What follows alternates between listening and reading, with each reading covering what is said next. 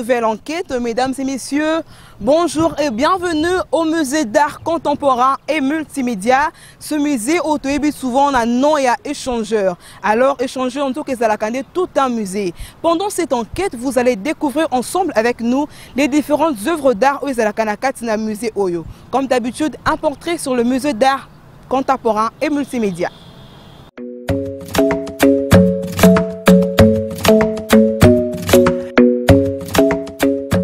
Kinshasa dispose pourtant d'un musée d'art contemporain et multimédia. Installé dans un bâtiment assez spécial, la tour de l'échangeur. Ce projet architectural, voulu par le président Mobutu Sese Seko, au sommet de sa gloire au début des années 1970, a été conçu pour abriter le musée de la nation zaïroise et confié à Olivier Clément Kakoub, un architecte franco-tunisien qui avait déjà dessiné le jardin du parc présidentiel abritant l'Institut des musées nationaux au mont Ngalema. Pour l'échangeur, il conçoit une tour élancée qu'il veut la flèche monumentale la plus haute du monde, associant divers projets d'aménagement urbain à cette tour qui doit également servir à fluidifier la circulation à l'entrée de la capitale. Avec l'aide de l'Égypte lors du sommet de la francophonie que Kinshasa accueille en 2012, offrira un système de projection avec un film sur le fleuve Nil, considéré comme un cousin du fleuve Congo qui coule à quelques kilomètres. Avec cette dernière acquisition et quelques tableaux de la collection d'art moderne et contemporain de l'Institut des musées nationaux du Congo, ce qui sera lancé la phase musée du projet. Le musée d'art contemporain et multimédia contient plus de 600 tableaux d'œuvres d'art. La collection disparate rassemble des peintures et des sculptures d'artistes congolais au sein d'une salle multimédia dans la rotonde de la tour. Celle-ci est équipée d'un écran panoramique de 16 mètres de long qui diffuse un film vantant la biodiversité du fleuve Congo et du Nil égyptien. Mais ce projet concrétise la vocation initiale touristique de ce lieu incroyable et permet à présent au public d'y pénétrer.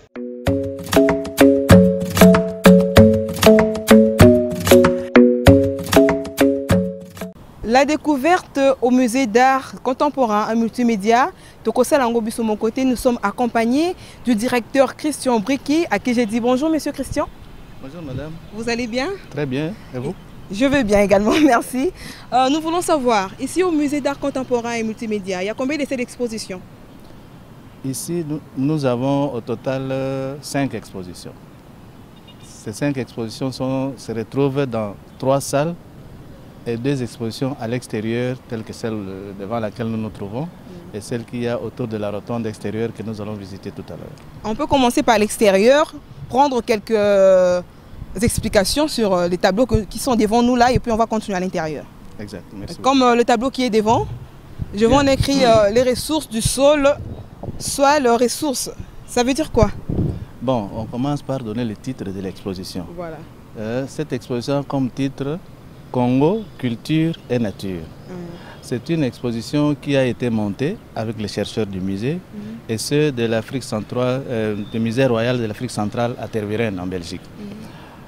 Comme je l'ai dit tout à l'heure, Congo, culture et nature. Donc ça parle de la relation qu'il y a entre la nature et la culture. La culture a besoin de supports pour s'exprimer. Et ces supports, la culture la trouve dans la nature. C'est pour ça que le mariage ne peut qu'exister entre les 2 domaines de la vie que nous animons tous. C'est pour ça que pour ici, on nous montre les minéraux. On peut voir, on peut avancer? Oui, on peut avancer. Voilà. C'est ce qu'on appelle les malachites. Les malachites sont les minéraux de cuivre. On les retrouve dans notre sous-sol. C'est l'une des richesses de notre pays, principalement au Katanga. Hein. C'est les minéraux qu'on retrouve dans notre sous-sol. En fait, c'est à base de ces minéraux qu'on a le cuivre que nous exportons.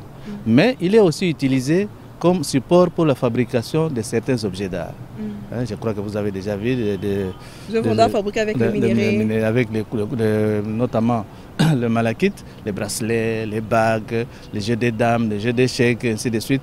Les cartes de la République, par exemple, fabriquées à partir des malachites. Donc, tout en étant un minerai, mais il sert de support pour la production artistique. Et le deuxième tableau? Le deuxième tableau a le même sens, c'est toujours le même minerai plutôt, dans sa diversité.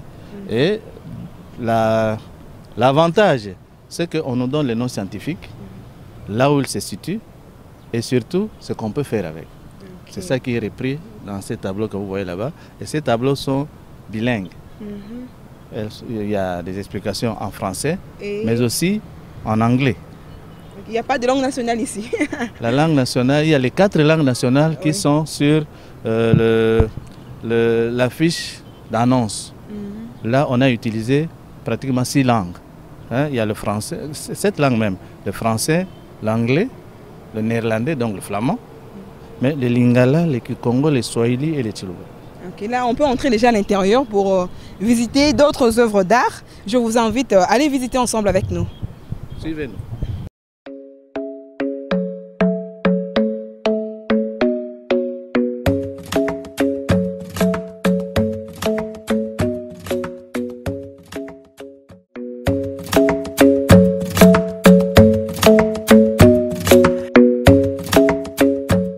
Nous voici déjà arrivés à l'intérieur de la première salle, Monsieur Christian. Oui, c'est la première salle que nous appelons la grande salle. Ah, ok, la première salle, c'est la grande salle. Parce qu'elle a une superficie de 1300 mètres carrés d'exposition. Ah, ok. Et en réalité, le musée d'art contemporain multimédia a combien d'œuvres d'art au total? Pour le moment, ici, nous avons plus de 650 œuvres d'art.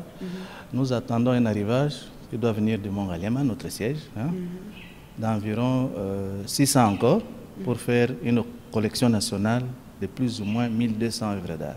Okay. On peut aller pour voir. Voilà. Et nous vous présentons quelques échantillons. On peut commencer par ces œuvres d'art. On commence par ici. Là, nous vous présentons une sculpture. Une sculpture d'un grand artiste congolais, Maître Liolo, qui est paix à son âme. Paix à son âme. Nous, au moins, nous avons son image ici, cette réalisation ici.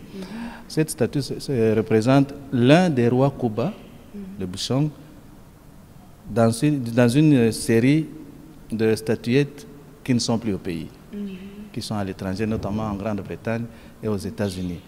Nous avons l'original en bois, mais Maître Liolo a préféré reproduire en bronze au cas où celle en bois serait endommagée, celle de bronze pourra tenir le coup et être présentée au public. Et vous avez des œuvres d'art en fonction de chaque tribu en RDC?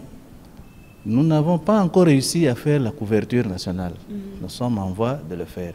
Pour le moment, la plupart, surtout ceux que vous allez visiter ici, d'œuvres d'art modernes, nous sommes dans un musée d'art contemporain, sont plutôt produites ici à Kinshasa, sauf certains objets qui viennent de Lubumbashi, qui sont à l'intérieur, dans l'autre salle d'exposition.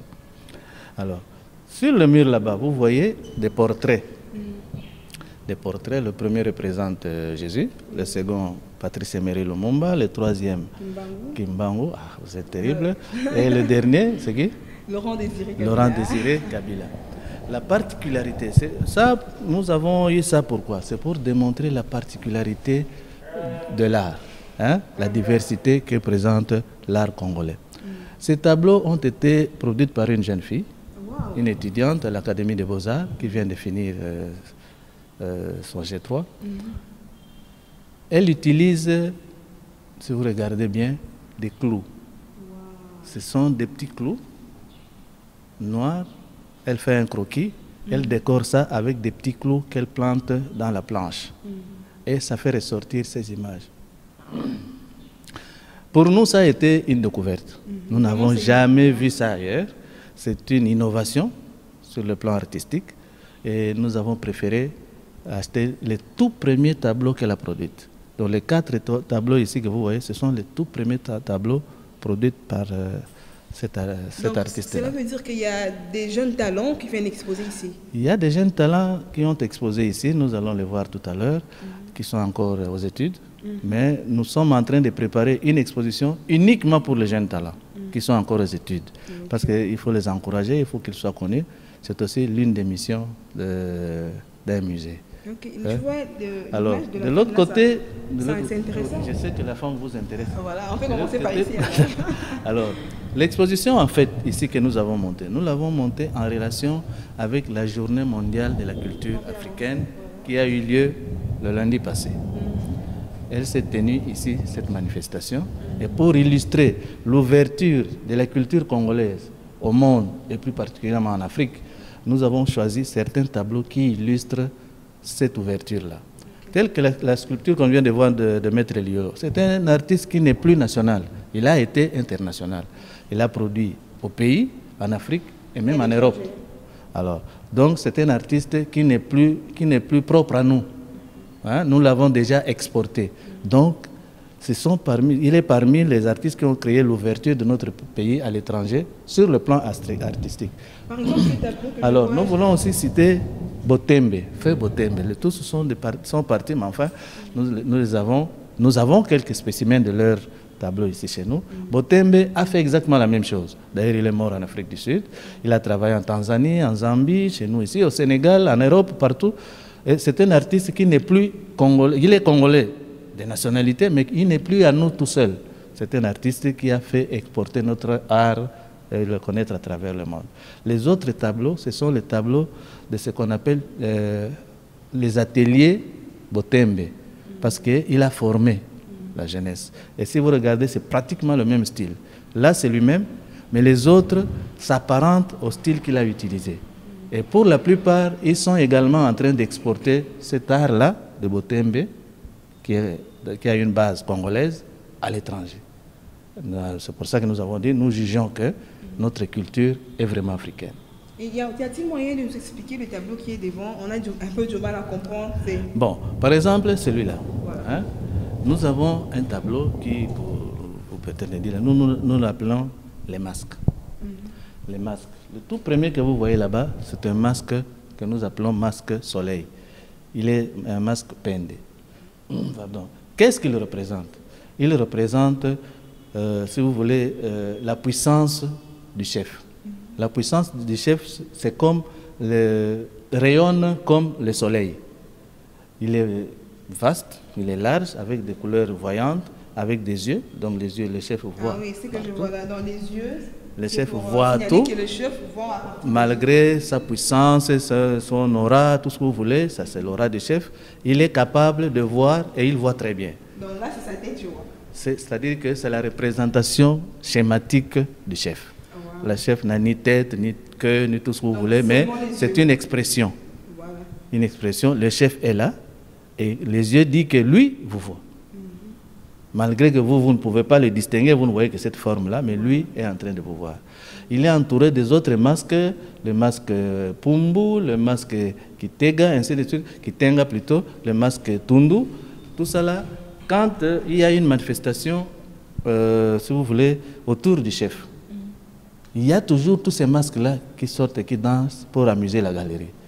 Donc, ils doivent être autour de la représentation chefale. C'est l'un des tableaux que je peux vous expliquer. Okay. Alors, s'il faut demander, vous recourez par quels moyens pour être en possession des différentes œuvres d'art ici? Bon, là, vous me posez une question sur la politique d'acquisition.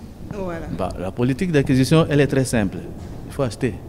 Les artistes, quand ils font leur tableau, c'est pour vendre. Bon, si l'État nous donne les moyens, nous achetons. Tout ce que vous voyez là, c'est que nous avons acheté, qui sont partis du musée. Mais il y en a aussi qui nous ont été donnés en don. Un artiste qui travaille, qui trouve, qu'il veut pérenniser son œuvre. Le meilleur moyen, c'est de céder ces articles, ces productions au musée, qui les garde et qui les présente au public, tels que maintenant, les deux tableaux que vous voyez ici. Nous ne les avons pas achetés. Ce sont des dons qu'un jeune artiste de 25, 27 ans, qui vient de finir à l'académie, a fait don au musée. Parce que lui voudrait que son nom reste au musée. Maintenant, nous le présentons, il n'est pas là. Mais il ne sait pas que ces tableaux sont en train d'être présentés au public et c'est son nom qui est en train de partir. Et il s'appelle Chouembo. Ok, donc c'est un jeune étudiant. Non, il a Une étudiante ou un étudiant? Il a fini. Ah, ok. Un garçon, il a fini. Ok, il y a beaucoup d'années déjà. À peu près 2 ou 3 ans. Et maintenant, il est dans la production et il préfère que son nom soit connu. Il a amené ça au musée. Je vois l'œuvre qui est devant moi là, ça m'intéresse. Je vois une femme enceinte. Mais à quoi sert ça? Représente quoi cette image? Je vois, elle est accroupie. L'image qui est devant là. Bon, ça, pardon. Les œuvres comme ça, on les appelle c'est une nature morte. Mais maintenant, on voit qu'est-ce qui sort de l'ordinaire dans l'œuvre. C'est ça que nous devons découvrir. Par exemple, ici, on représente une femme enceinte. Mais la position qu'elle occupe n'est pas une position normale d'une femme enceinte. C'est à se demander. Pourquoi elle est dans cette position? D'abord, elle est sans bras. La tête est à peine visible. Ça démontre que c'est une femme en souffrance. Vous comprenez? Elle est en souffrance. Donc, pour nos sœurs qui souffrent, qu'elles soient enceintes, qu'elles soient aveugles, qu'elles soient une handicapée, qu'elles soient comment, la souffrance est la même pour tout le monde. On peut aussi dire que ça représente aussi les femmes qui souffrent à l'Est actuellement. Bon, si on peut inscrire ça dans l'histoire actuelle, on dirait ça, mais sachez que ça n'a pas commencé aujourd'hui. Que depuis toujours, il y a eu des souffrances et ces souffrances ont toujours été représentées. On peut visiter la belle dame que je vois à côté. Voilà. Elle est vraiment jolie. Et elles sont, parce que je vois, il y a d'autres tableaux à côté de ce tableau. C'est qu'elles sont jolies. Voilà. Ça, maintenant là, ce sont les tableaux qui ont été faits par des jeunes filles qui ont entre 18 et 22 ans, qui sont encore étudiantes à l'Académie des Beaux-Arts. Et nous les avons demandé, parce qu'on les a invitées ici, de faire des productions que nous devons présenter au public. À partir de là, jusqu'ici là, jusqu'au fond, ce sont les tableaux produits par cette génération de jeunes filles qui sont encore étudiantes à l'Académie des Beaux-Arts. D'ici là, cette exposition sera ouverte au public, parce que jusque-là, nous la montons, elle n'est pas encore ouverte au public. Vous voyez qu'il n'y a pas de cartel, il n'y a rien du tout. C'est que nous avons encore des données à ajouter et puis à agrandir l'exposition pour la finir. Mais vous avez eu le privilège de visiter.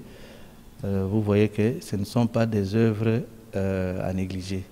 Malgré leur jeune âge, on sent le doigté, on sent la finition, on sent la valeur qu'on donne à l'œuvre. Lorsque vous la regardez, vous voyez qu'elle est expressive, elle est pensive. Pardon. À quoi pense-t-elle? Elle réfléchit à quoi? Tout en étant si jolie, si belle, si jeune, mais elle est pensive. Elle pense à quoi? Peut-être à son avenir, peut-être à l'avenir de son pays, de sa famille, à son métier, qu'est-ce qu'elle fait dans la vie, ainsi de suite. Elle est tout simplement pensive. Alors, lorsqu'on est devant une œuvre d'art, on a deux interprétations. La première, c'est vous en tant qu'observateur. Qu'est-ce que cette œuvre vous donne comme message? Ça, c'est la première observation. Et c'est la plus importante. La seconde, c'est ce que l'artiste va vous dire sur l'œuvre qu'elle a produite. Mais cette œuvre, pour moi, ça représente ça. Mais maintenant, vous faites la balance entre ce que vous avez senti en observant l'œuvre et ce que l'artiste vous dit. Voilà. Qu'est-ce qui vous a convaincu? Qu'est-ce qui vous a convaincu? Et c'est comme ça que vous voyez des gens, par exemple, tomber pratiquement en extase devant une œuvre d'art, parce que il s'est créé entre cette personne et l'œuvre un dialogue sourd, muet pour nous, mais pas pour eux, et ils se sont compris comme ça. Et ça fait combien d'années que le musée d'art contemporain multimédia existe? Nous sommes dans notre 8e année, parce que c'est depuis le 12 octobre 2012. Qu'est-ce que vous rappelle cette date, vous le savez? Le 12 octobre 2012. Ça nous rappelle quoi? Ça vous rappelle quelque chose? Comme? C'est l'ouverture du 14e sommet de la francophonie à Kinshasa. Ah, ok. C'est depuis ce jour-là que nous avons été inaugurés officiellement. Pardon, je suis un peu remis. Alors nous voulons savoir, y a-t-il une différence entre le musée national de la RDC et le musée d'art contemporain multimédia? Nous avons la même maison mère, si on peut dire ça. La même direction générale, pardon. La même direction générale, mais chacun a sa spécialité. Nous sommes un musée d'art contemporain. Il n'y a jamais existé de musée d'art contemporain en République démocratique du Congo, c'est le tout premier. Le musée national de la RDC, c'est un musée anthropologique, donc, et de l'histoire. Il regroupe tout ce qui est notre tradition et notre histoire dans ce musée-là, ancienne. Nous faisons ce qui est actuel et font ce qui est déjà passé. Okay. On va aller dans la deuxième salle.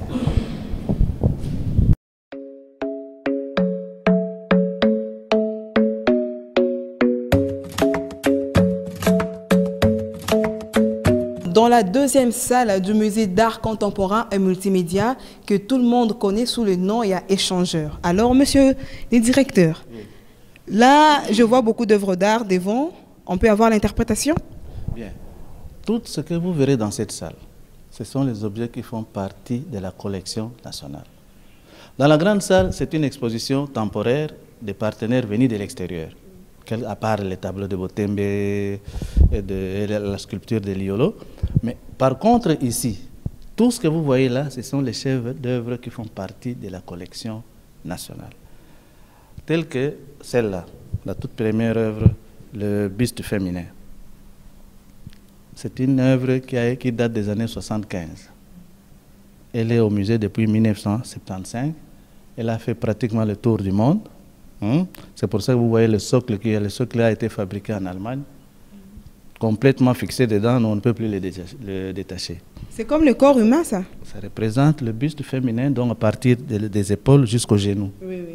Hein? C'est ça que ça représente. Donc, une partie du corps d'une dame. Mais ailleurs, on ferait ressortir toutes les formes de la femme. Mais ici, chez nous, malgré qu'ils sont artistes, il y a quand même une certaine pudeur. Hein, en tant qu'Africain, oui. On voit que c'est une dame, mais il ne faut pas que tout ressorte. Oui, oui. Parce qu'elle n'est pas habillée. Hein. On voit que c'est comme ça, mais il faut quand même une certaine pudeur parce que c'est comme ça chez nous. C'est aussi ça notre culture. On doit la respecter. Et je voulais savoir, multimédia, pourquoi multimédia? Ça veut dire quoi? Bon, nous sommes dans la salle où nous exploitons le multimédia. Si vous regardez au-dessus de votre tête, vous voyez des projecteurs. Ces projecteurs servent à projeter, excusez-moi la tautologie, des images fixes et mobiles sur l'écran que vous voyez là-bas, qui mesure 16 mètres de long sur 1,60 m, qui est en demi-cercle, hein, qui projette des images fixes et mobiles là-bas. Des images relatives à quoi? À la culture et à la nature congolaise, mais aussi égyptienne. Parce que c'est un projet que nous avons nommé le projet Culturama, que nous animons avec la République arabe d'Égypte. Et c'est cette République arabe d'Égypte qui nous a donné le matériel de projection que nous utilisons pour faire voir ces images. Multimédia, c'est parce que nous utilisons la formule multimédia pour faire la diffusion de notre culture et de notre nature, pour la faire connaître au monde. Parce que ce que nous projetons ici, c'est aussi projeté en Égypte, exactement de la même manière. Okay. Donc c'est pour ça que nous utilisons la terminologie multimédia. Nous sommes obligés de nous développer pour suivre l'évolution technologique et projeter encore mieux la culture, pas seulement qu'on vienne visiter les objets comme ici, pas seulement qu'on puisse les voir dans des publications, mais donc des écrits, mais aussi virtuellement.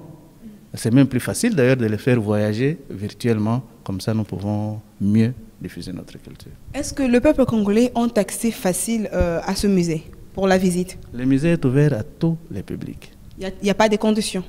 La condition, c'est qu'il faut quand même respecter les règles du lieu, du milieu, la propriété, l'hygiène, tout ce que vous voulez, mais le musée est ouvert à tout le monde.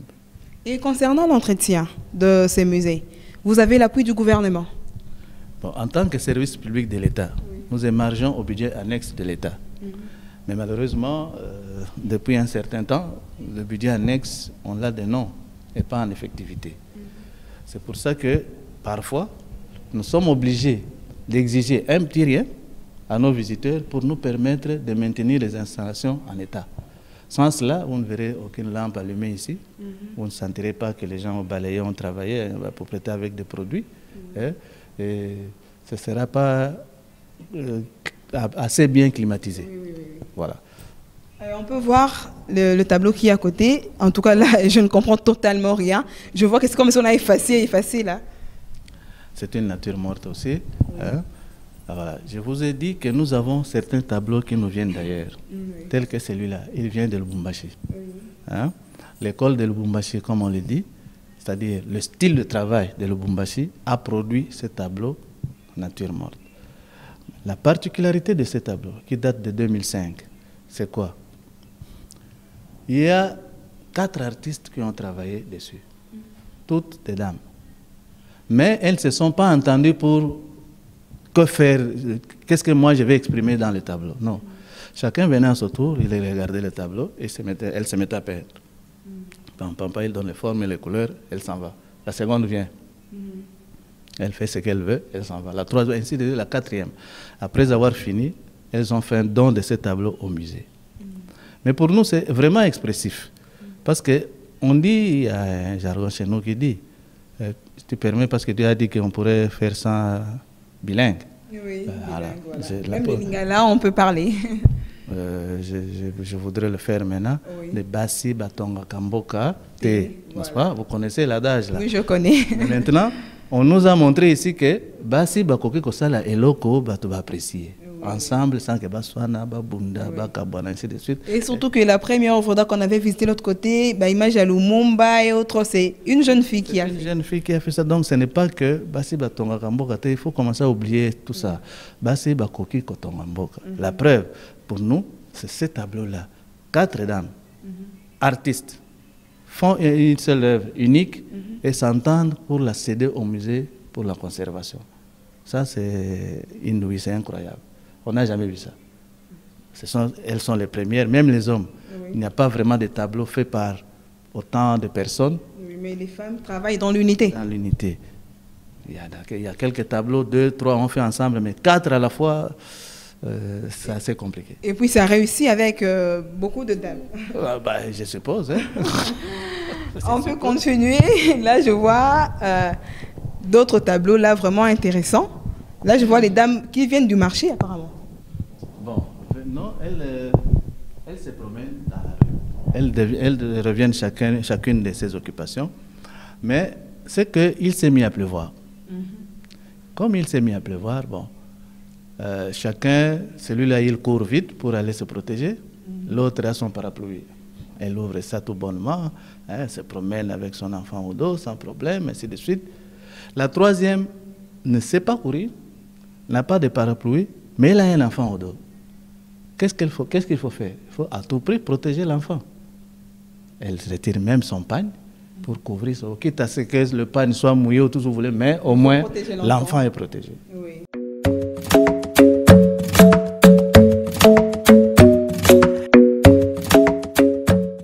Je rappelle que nous étions au Musée d'art contemporain et multimédia. Merci à vous, chers téléspectateurs, de nous avoir suivis. Et merci à Exosa Kokole qui était derrière la caméra. Merci également à l'équipe technique. On se retrouve à la prochaine enquête. Au revoir.